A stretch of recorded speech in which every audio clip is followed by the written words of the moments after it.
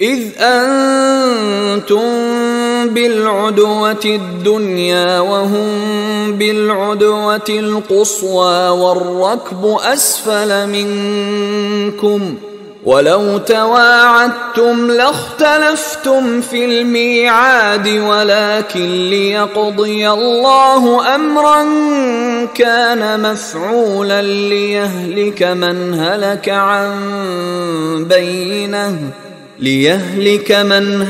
عن بينة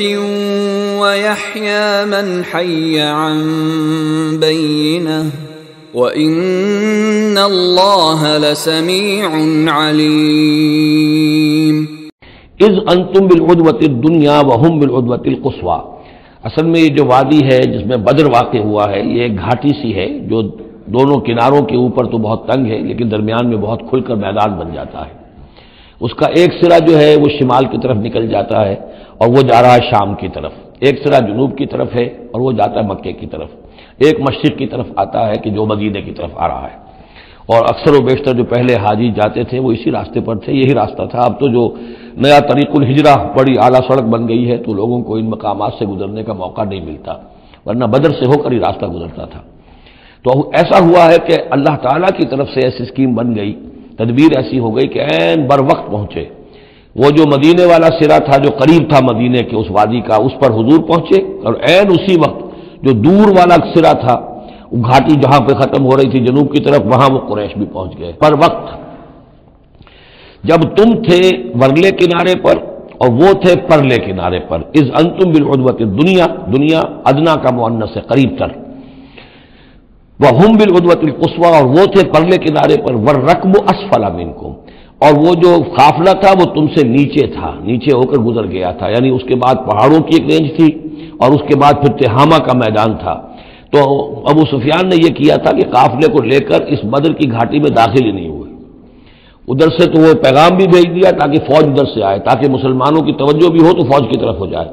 اور اسی میں وہ داؤ لگا کر اپنے قافلے کو بچا کر نکال کر لے جائیں، اور وہ تہامہ میں ساحل کے ساتھ ساتھ ہو کر نکل بھی گئے۔ وَلَوْ تَوَاعَدْتُمْ لَاخْتَلَفْتُمْ فِي الْمِيعَادِ، اور اگر تم لوگوں نے آپس میں معاہدہ کیا ہوتا کہ فلاں وقت پر ہمیں پہنچنا ہے، ہو سکتا ہے کہ تم ایک ساتھ نہ پہنچ سکتے، اختلاف ہو جاتا،